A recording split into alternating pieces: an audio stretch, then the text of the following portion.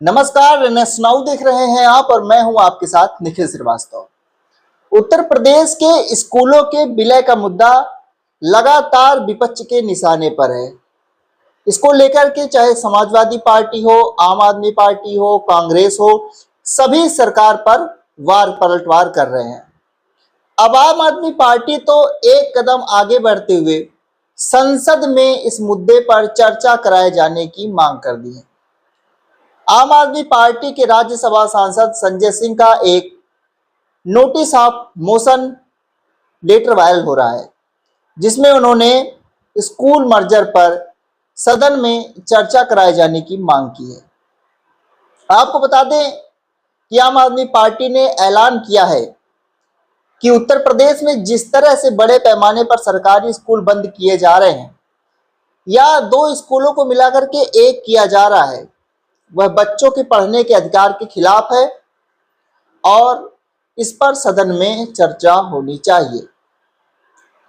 आपको बताएं कि जहां विपक्ष एक तरफ इस मुद्दे पर सरकार को घेरने की तैयारी में है, वहीं सरकार अपने फैसलों के पीछे अपने तर्क दे रही है। संजय सिंह का ये पत्र जो नोटिस ऑफ मोशन है, आप अपनी स्क्रीन पर देख सकते हैं। इस पत्र में उन्होंने साफ साफ लिखा कि उत्तर प्रदेश में जिस तरह से सरकारी स्कूल बंद हो रहे हैं या आपस में मिलाए जा रहे हैं, वह हमारे संविधान के अनुच्छेद 21A और बच्चों के मुफ्त और अनिवार्य शिक्षा के अधिकार कानून 2009 का सीधा उल्लंघन है। उनका कहना है कि ये कानून हर बच्चे को पढ़ने का हक देते हैं, लेकिन स्कूलों के बंद होने से बच्चों से उनका यह हक छीना जा रहा है। पत्र में जो आंकड़े दिए गए हैं वो काफी चौंकाने वाले हैं। संजय सिंह ने कहा है कि पूरे देश में करीब 90,000 सरकारी स्कूल बंद कर दिए गए, जिससे बच्चों को स्कूल तक पहुंचने में बहुत दिक्कत हो रही है। खासकर उत्तर प्रदेश की उन्होंने बात की है। उन्होंने लिखा कि 10,827 से ज्यादा प्राथमिक स्कूल को मर्ज कर दिया गया है और करीब 25,000 स्कूल बंद हो चुके हैं। इसके अलावा 5,000 और स्कूलों को बंद करने का आदेश दिया गया है। विपक्ष का कहना है कि इससे गांव, गरीबों और पिछड़े वर्ग के बच्चों को पढ़ाई से दूर किया जा रहा है और उन्हें पढ़ने के लिए बहुत दूर तक पैदल जाना पड़ रहा है। इसके साथ ही शिक्षकों की कमी का मुद्दा भी इस लेटर के द्वारा उठाया गया है। विपक्ष का आरोप है कि उत्तर प्रदेश के प्राथमिक स्कूलों में करीब 1,93,000 शिक्षकों की जगह खाली पड़ी है। माध्यमिक और उच्च माध्यमिक स्कूलों में भी हजारों पद खाली हैं।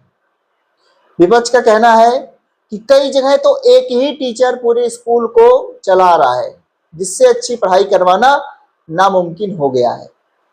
इससे शिक्षा का पूरा ढांचा ही कमजोर हो गया है। अब सरकार के पक्ष की बात करते हैं। सरकार इन फैसलों को शिक्षा व्यवस्था में सुधार लाने और उसे बेहतर बनाने का कदम बता रही है। सरकार का कहना है कि स्कूलों को मिलाने या बंद करने का मकसद पढ़ाई की क्वालिटी को सुधारना, संसाधनों का सही इस्तेमाल करना और बच्चों को बेहतर पढ़ाई का माहौल देना है। उनका कहना है कि जिन स्कूलों में बच्चे कम होते हैं, उन्हें बड़े स्कूलों में मिलाने से टीचरों, इमारतों और बाकी सुविधाओं का बेहतर तरीके से इस्तेमाल हो जाता है। सरकार का यह भी तर्क है कि नई शिक्षा नीति 2020 के तहत वे एक ऐसी शिक्षा व्यवस्था बना रहे हैं जो बच्चों को 21वीं सदी में चुनौतियों के लिए तैयार कर सके। वे डिजिटल पढ़ाई और नए कोर्स पर जोर दे रहे हैं। सरकार मानती है कि पुराने और कम सुविधाओं वाले स्कूलों को एक साथ लाने से बच्चों को आधुनिक सुविधाएं, अच्छी लैब और खेल के मैदान मिल सकते हैं।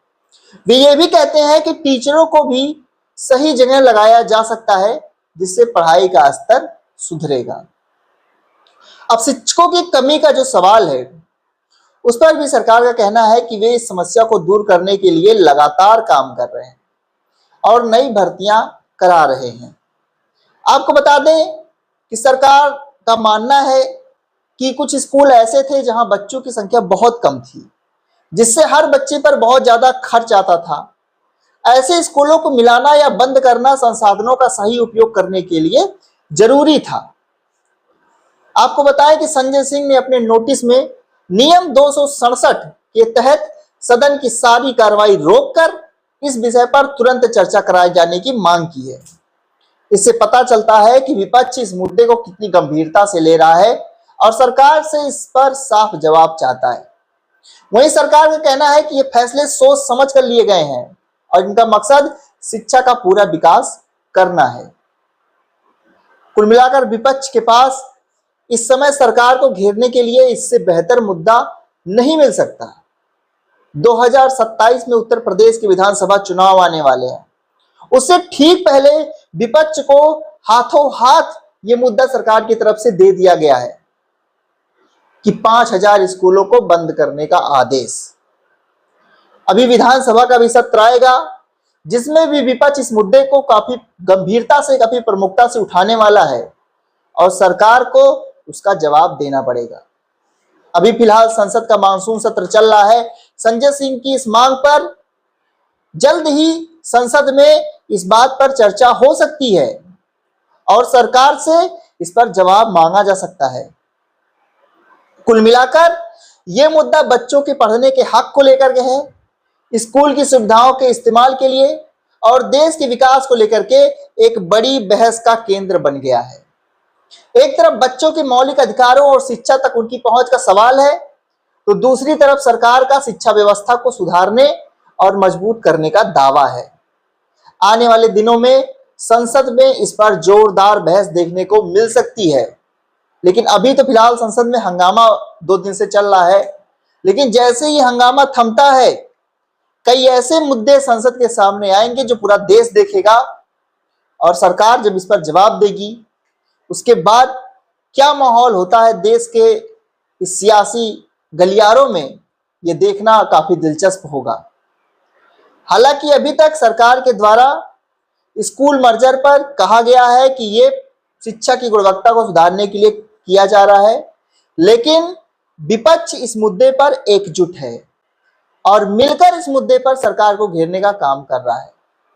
आने वाले समय में जब संसद में इस पर बहस होगी और दोनों पक्ष अपने अपने तर्कों के साथ आमने सामने आएंगे, तो कई चीजों का जो रहस्य है वो खुलकर के सामने आ जाएगा। सरकार की इसके पीछे मंशा क्या है ये खुलकर सबके सामने आ जाएगी और विपक्ष इस मुद्दे को क्यों इतनी हवा दे रहा है ये भी खुलकर सामने आ जाएगा। तो आज की इस खबर में इतना ही। हम इस जरूरी मुद्दे पर अपनी नजर बनाए रखेंगे। अभी ये मुद्दा सुप्रीम कोर्ट में भी गया हुआ है, वहां से भी जो भी अपडेट आएगी आपको सबसे पहले हम NS Now पर बताते रहेंगे और आपको हर नई जानकारी देते रहेंगे। तो बने रहे NS Now के साथ।